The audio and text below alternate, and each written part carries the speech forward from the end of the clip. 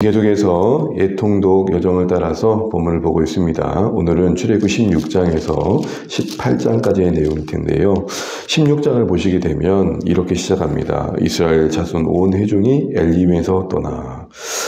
얼마나 떠나고 싶지 않았을까요? 마라를 지나 엘림에 갔을 때 그 마주한 물샘 열둘과 이른 그루의 종려나무의 그 심의 자리를 떠나고 싶지 않았을 겁니다. 우리도 살다 보면 제발 오늘만 같아라 난들이 있습니다. 그러나 우리의 인생이 그렇듯 우리는 그런 날들도 지나가야 됩니다. 늘 그런 날들만 있는 건 아닌 것이죠.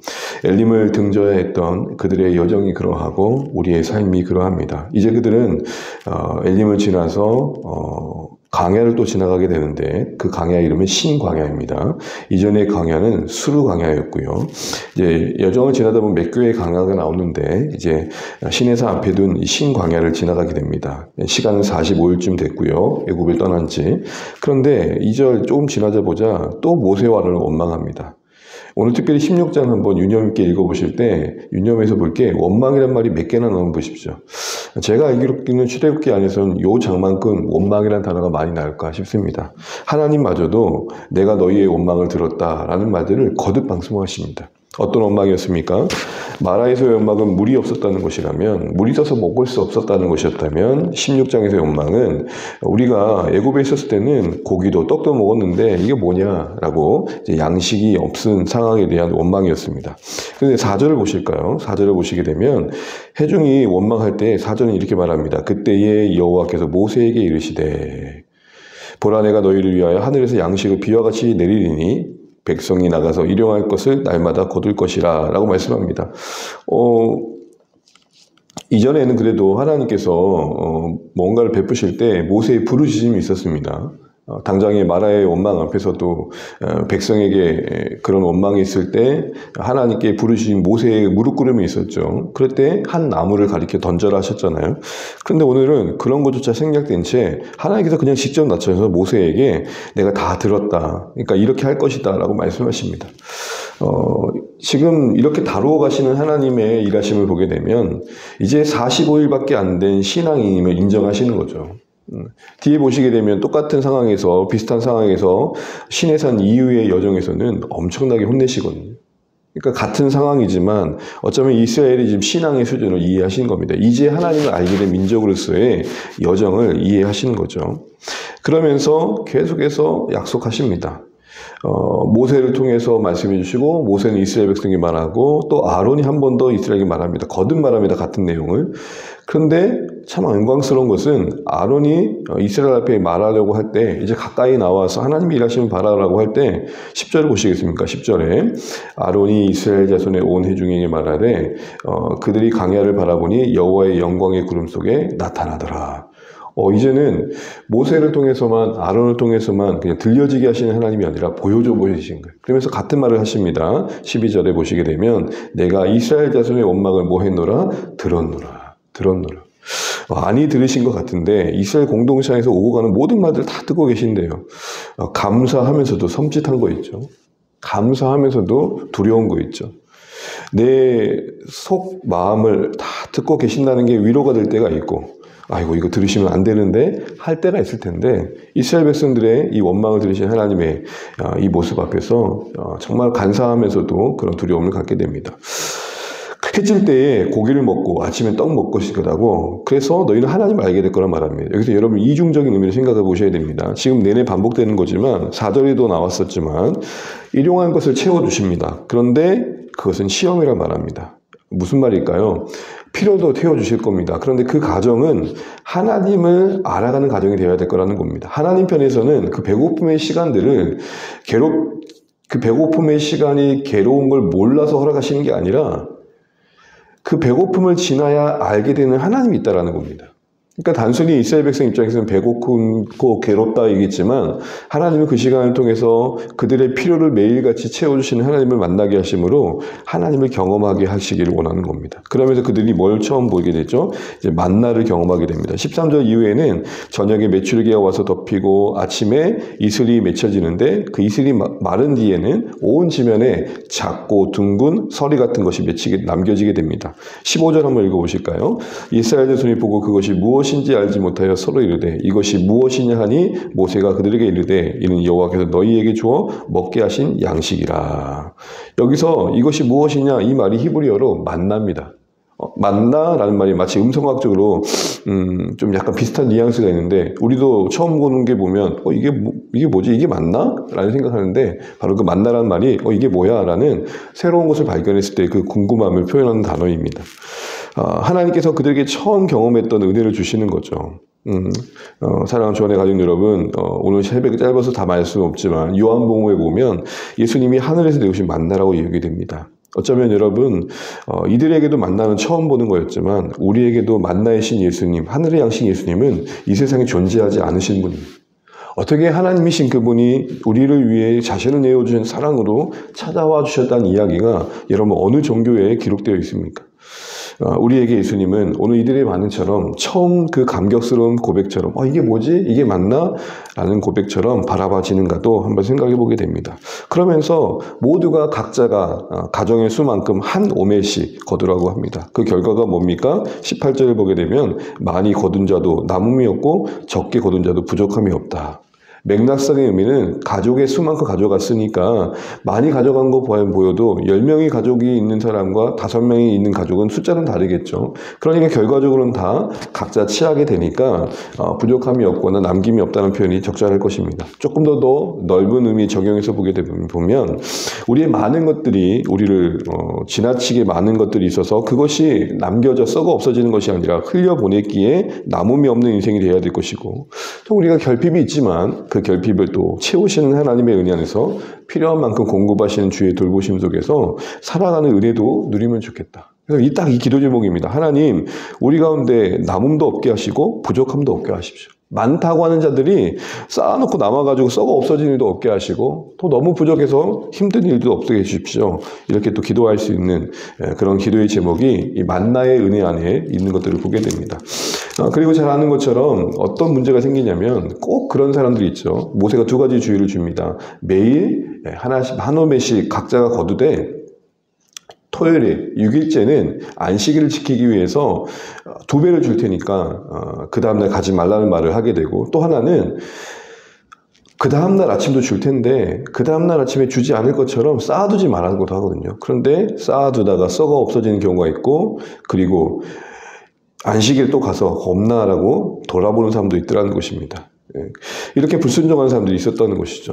거기에 대한 지적도 나옵니다. 그리고 나서 이제 마무리하는 차원에서 31절 이후에 보게 되면은 좀 기억해야 될 것들이 어떤 이야기를 하고 있냐면 그 만나의 한 오멜을 간수해 가지고 후손들에게 알릴 수 있도록 해라라고 하면서 33절에 모세가 그렇게 적용합니다. 우리 33절 같이 한번 읽어보겠습니다. 33절 또 모세가 아론에게 이르되 항아리를 가져다가 그 속에 만나 한 오멜을 담아 여호와 앞에 두어 너희 대대로 간수하라 라고 이렇게 얘기합니다. 그때 아론이 여호와께서 모세에게 명령하신 대로 그것을 증거판 앞에 두어 간수하게 하였고 이건 이제 이후에 일어난 일들이죠.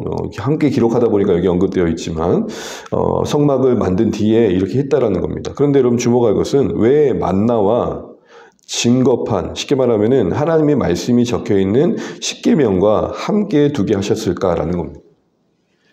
우리가 육신의 양식을 만나로 공급받지만 진짜 양식은 증거판, 곧 하나님의 말씀이라는 겁니다. 하나님의 말씀이 만나요. 하나님의 임재가 만나라는 것입니다. 이것이 이스라엘 가운데 교훈되어진 것이죠.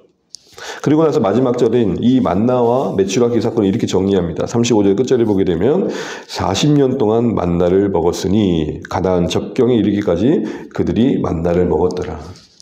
너무 은혜가 되지 않습니까?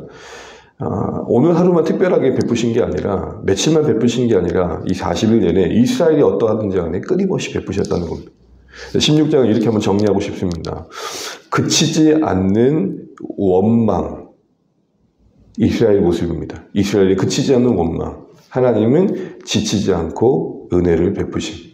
그치지 않는 원망에 지치지 않는 돌보심으로 함께 하십니다. 이런 하나님의 은혜가 16장에 우리에게도 부각되는 것 같습니다. 특별히 또 이제 17장을 보게 되면 이제 반석에서도 물을 내는 장면이 나옵니다. 그리고 뒤에 보면 아말렉과 싸우는데 다툼이란 관점에서 보면 2절을 보시겠습니까? 백성이 모세와 다투어 이르되 우리에게 물을 주어 마시게 하라. 모세가 그들에게 이르되 너희가 어찌하여 나와 다투느냐? 너희가 어찌하여 여호와를 시험하느냐? 끊임없이 지금 이스라엘은 또 며칠 지나자 리비딤에서 물이 없자 또 모세를 들고 따집니다. 모세가 다툰다 그러죠. 모세를 지금 모세에게 계속 원망을 쏟아내면서 이야기를 하고 있는 겁니다. 이것을 모세는 하나님을 시험하는 거라고 또 이야기를 합니다. 그렇습니다, 여러분. 우리가 살아가면서 이런 감각들이 있어야 될 것 같습니다. 이것이 하나님을 원망하는 것일 수 있겠구나. 이것이 하나님을 시험하는 것일 수 있겠구나. 라는 영적 감각이 필요한 것이죠. 물을 찾는 그들의 필요성이야 절박함을 이해하겠지만 넘지 말아야 할 선이 있는 것입니다. 그때 모세가 또 부르짖습니다. 하나님께서 모세에게 이렇게 말씀하십니다. 5절에 보시면 이스라엘 장로들 다 데리고 증인으로 세우라는 것이죠. 이런 표현을 하십니다. 나일강을 치던 내 지팡이를 손에 잡고. 여러분 지팡이를 그냥 들라 그러면 되는데 지팡이 앞에 뭘 말합니까? 그 지팡이. 나일강을 쳤을 때 그 나일강을 피로 만들었던 그 지팡이를 손에 잡고 호렙산 자락에 가가지고 그 어떤 반석에 앞에서 서고 그 반석을 치라고 합니다. 그랬더니 그 반석에서 물을 내게 하셨다 하십니다. 모세는 그대로 행합니다. 그랬을 때 물이 공급되어지는 것들을 보게 됩니다. 그리고 나서 그곳의 이름이 마사와 무리바라 불렀다라고 되어 있습니다. 한 가지만 이제 앞에 먼저 볼 것은 왜 하나님은 그 지팡이를 나일강에서 나일강을 치던 그 지팡이라고 했을까요? 상징적인 의미죠. 처음 이스라엘 백성들이 하나님께서 이스라엘 그 애굽 앞에서 기적 베푸셨던 첫 기적인 것이죠. 그때 이후로 늘 함께 하셨음을 말하는 의미입니다. 나일강을 쳤던 그 지팡이가 지금 너희 손에 들려 있잖아. 무슨 말이죠? 너희를 그렇게 건져내셨던 하나님이 지금도 함께 하셔. 우리를 예수 믿게 하신 하나님이 지금도 함께 하시고 저 천국의 여정까지 이르게 하실 거야. 지금 하나님은 어떤 안타까움이 있냐면 야 너희들 참 좀 너무하지 않냐? 내가 너희를 건져냈고 내가 너희에게 말 아래 쓴물을 단물로 바꿨고 내가 너희에게 매일같이 만나와 메추라기를 주고 있고 지금 내가 너희에게 이렇게 하고 있는데 너희는 왜 잊고 있니? 이런 차원인 것이죠. 그리고 나서 마사와 브리바로 그 땅의 이름이 불려집니다. 그 시험의 내용은 마사란 말은 시험과 유혹이고 무리바는 다툼입니다. 지형적인 이름만 보면 지금 이들이 느비딤에 있는데 느비딤의 이름이 뭘로 바뀌어버립니까? 마사와 브리마로 바뀌어요. 느비딤의 이름은 뭐냐면 쉼터입니다. 쉼터. 마사는 유혹과 시험, 무리바는 다툼입니다. 엮여보면 쉼터로 불려지는 느비딤도 마사, 곧 유혹과 시험에 걸려 넘어지면 무리바, 다툼의 현장이 된다는 겁니다. 하나님의 은혜가 약속된 교회일지라도 우리가 어떤 유혹과 시험에 서로 다투는 현장을 만들어버릴 수 있다는 겁니다. 여러분 이 말씀을 시편에서 이제 이야기합니다. 시편 95편에 보면 이 마사와 무리바의 지역을 부정적인 경계로 삼습니다. 이렇게 하면 안 될 것이다 라고요. 기억하실지 모르겠지만 저희가 CCC 회관에서 오늘 여기 나올 때 딱 이 말씀, 이 시편 95편에서 넘어왔습니다. 그래서 제가 칼럼에 그렇게 썼습니다. 우리가 이제 첫 예배 장소로 갈 텐데 마침 이 95편 말씀을 주셨습니다. 우리 이곳을 느비딤으로 만듭시다. 혹시 마사로 인해 무리바 되는 일이 없도록 기도합시다. 그렇게 이야기했던 기억이 납니다. 그리고 나서 이제 8절에 아말렉과 싸우는데 이때는 참 멋진 모습을 보여요. 모세는 기도하고 아론과 홀이 붙들어지고 여호수아는 백성들과 함께 싸우고 그래서 멋지게 이겨내잖아요. 여러분 17장 전반부는 이스라엘 백성이 모세와 다퉈요. 8절 이하는 아말렉과 다투고요. 이 대조된 다툼의 의미는 뭘 말할까요? 이스라엘은 누구와 싸워야 되느냐? 성도들끼리 싸우는 곳이 교회가 아니라 이스라엘이 아니라 아말렉 곧 하나님을 대적한 자들과 싸우는 곳이 교회여야 된다는 것입니다. 물 하나도 서로 싸우면은 분쟁의 이유가 되지만 아말렉이라는 어마어마한 적도 하나 되면 능히 이길 수 있다.